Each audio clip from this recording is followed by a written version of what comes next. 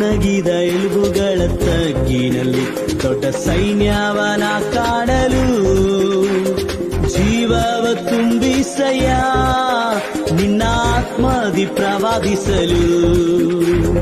ಒಣಗಿದ ಎಲುಬುಗಳ ತಗ್ಗಿನಲ್ಲಿ ದೊಡ್ಡ ಸೈನ್ಯವನ ಕಾಣಲು ಜೀವವ ತುಂಬಿಸಯ್ಯ ನಿನ್ನ ಆತ್ಮದಿ ನಾ ನುಡಿಯಲು. ಬೆಂಕಿಯಾಗಿ ಇಳಿಯಲಯ್ಯ, ಅಗ್ನಿ ಜ್ವಾಲೆಯಾಗಿ ಉರಿಯಲಯ್ಯ, ಗಾಳಿಯಾಗಿ ಬೀಸಲಯ್ಯ, ಆತ್ಮನ ನದಿಯಲ್ಲಿ ಮುಳುಗಿಸಯ್ಯ. ಬೆಂಕಿಯಾಗಿ